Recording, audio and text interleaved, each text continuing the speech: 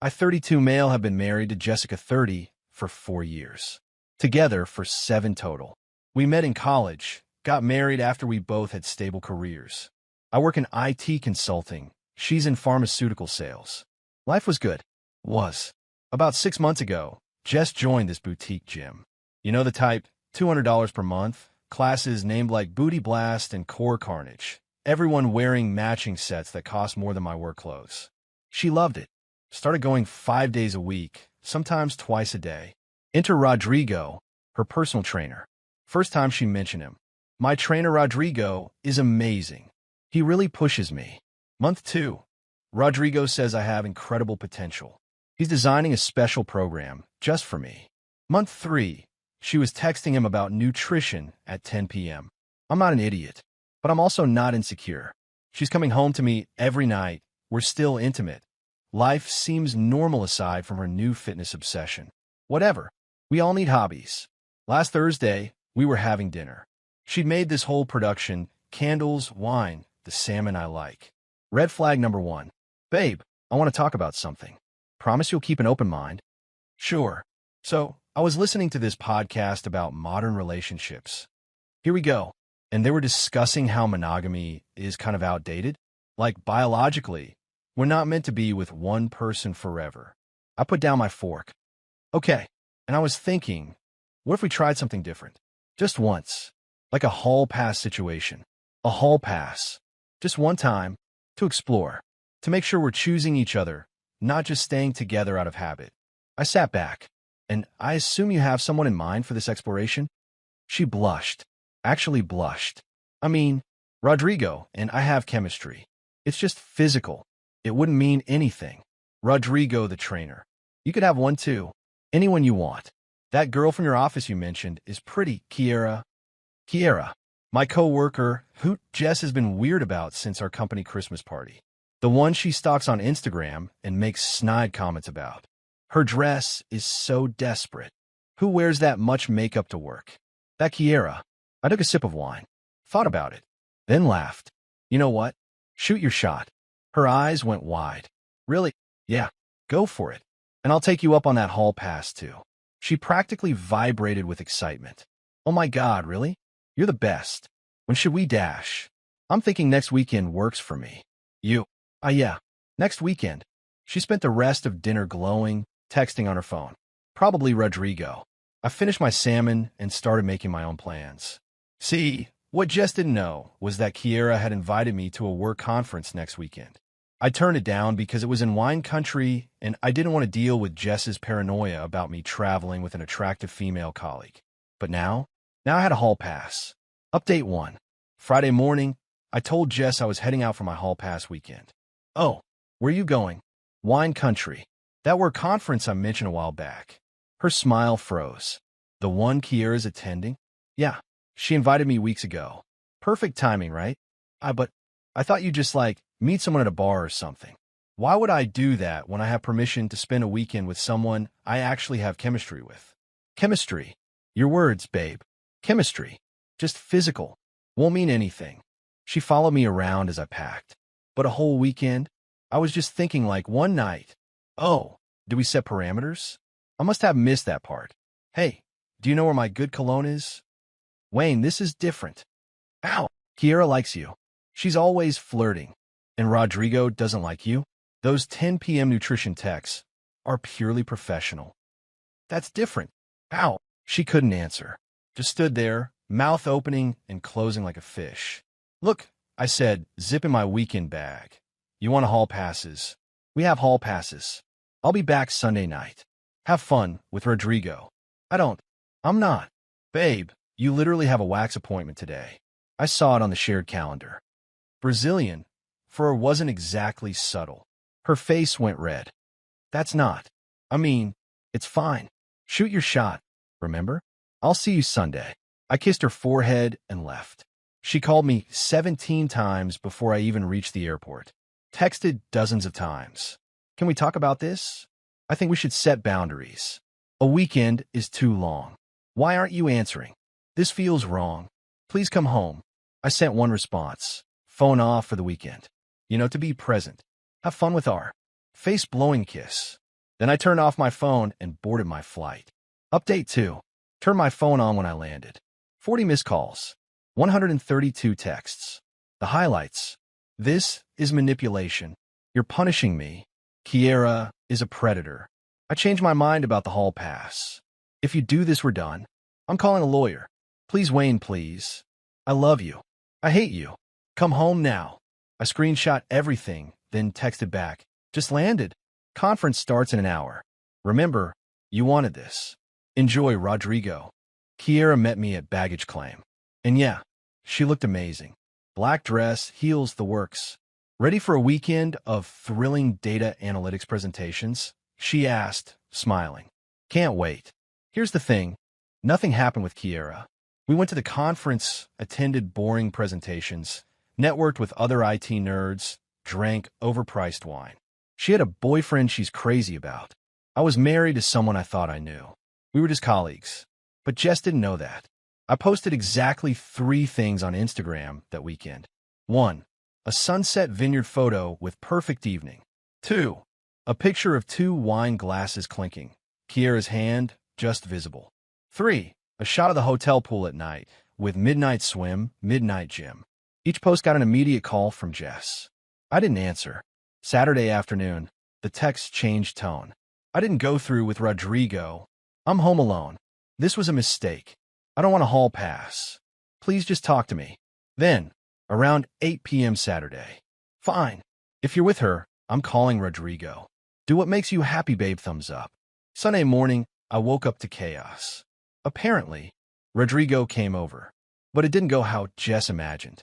According to her frantic texts, Rodrigo was confused.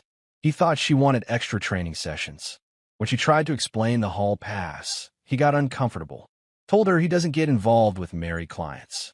Said it was unprofessional and he has a girlfriend. A girlfriend. The text got wild. He has a girlfriend. He thinks I'm pathetic. I ruined everything. This is your fault. How is her trainer having a girlfriend my fault? No idea. But according to the next 20 texts I had, manipulated her into this. Known Rodrigo was taken. Planned this humiliation. Ruined her gym experience. Destroyed their professional relationship. Then came the kicker. I know what you're doing with Kiera. I'm driving to wine country. Oh no, she wasn't. She was. She showed up at the hotel Sunday morning. I was at the Continental breakfast with Kiera and 3 other colleagues when Jess stormed in looking like she'd driven all night. Because she had. Where is she? Everyone stared. Kiera, sitting right next to me, raised her hand awkwardly.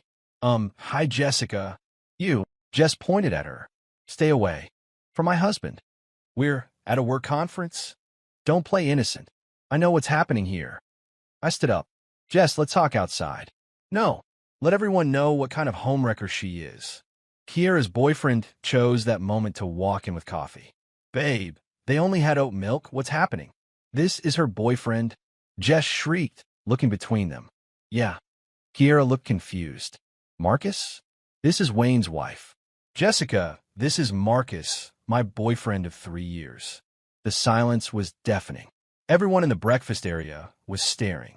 Jess looked around wildly, realizing she'd just made a massive scene over nothing. But the Instagram, wine tasting, with the whole team. Marcus took most of the pictures. Jess turned to me, tears starting. You let me think. I'll let you think exactly what you wanted to think. Just like you wanted me to think Rodrigo was available and interested. That's different. It's really not. She ran out. I found her in the parking lot, sobbing in her car. I'm such an idiot. Yeah. I ruined everything. Yeah. Do you hate me? I don't know. We sat in silence for a while. Then she said quietly, I canceled my gym membership. Why? I can't face Rodrigo. He thinks I'm a desperate housewife now. You are. She flinched. That's cruel. So I was asking for a hall pass to sleep with your trainer while expecting me to sit home alone. I said you could have one too, as a cover. You never thought I'd use it. You definitely never thought I'd pick Kiera. You played a stupid game and won the stupid prize. What do we do now? I don't know, but I have a conference to finish. Drive safe. I left her there and went back inside. Final update. The drive home from wine country was quiet. I caught a ride with colleagues. letting Jess drive back alone to think. When I got home Sunday night, she was on the couch, looking rough. "We need to talk," she said. "Okay. I've been thinking about why I did this. The whole past thing. And I think I was bored. We've been together so long. The gym was exciting. Rodrigo made me feel young and wanted. I got caught up in a fantasy. A fantasy you tried to make reality. I know. I'm sorry. Sorry you got caught up, or sorry you got caught." She winced. "Both. Here's the thing about trust. Once it's broken, it's broken." She'd show me who she was. Someone who'd risk our marriage for a fantasy, who'd manipulate situations to get what she wanted, who'd only panic when faced with consequences. "I think we need space," I said. "Like a separation? Like a divorce." She cried, begged, promised counseling. The works. But I was done. Not because she wanted to sleep with someone else. People have crushes. But because of how she went about it. The manipulation, the expectation that I'd sit home while she played, the absolute meltdown when I called her bluff. The divorce was straightforward. No kids, separate finances mostly. She tried to blame me for emotional manipulation with the Kiera thing, but our couples therapist shut that down quick. "You asked for an open relationship," Dr. Martinez said. He agreed. "Then you got upset when he participated according to the terms you set. That's not manipulation. That's consequences." Jess tried a different gym after the divorce. Lasted 2 weeks before quitting because everyone knows what happened. Small town, big gossip. Rodrigo had apparently told his girlfriend about the weird married lady who propositioned him, and she worked at a popular salon. Story spread like wildfire. Last I heard, Jess moved 2 towns over, joined a regular gym with no personal trainers. Dating some accountant who doesn't believe in hall passes. Good for her. Me? I'm doing fine. Still friends with Kiera and Marcus. They think the Breakfast Showdown story is hilarious.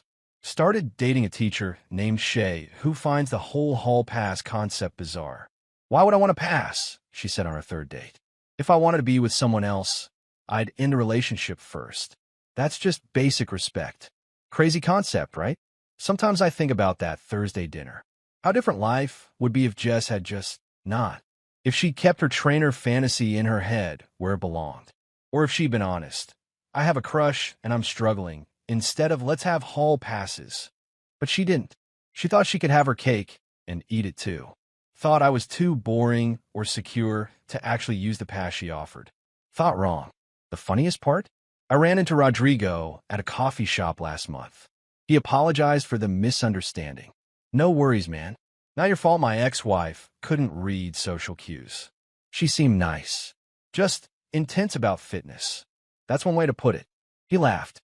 "My girlfriend banned her from the salon after everything. Said she didn't want that energy in her space. Small towns, man.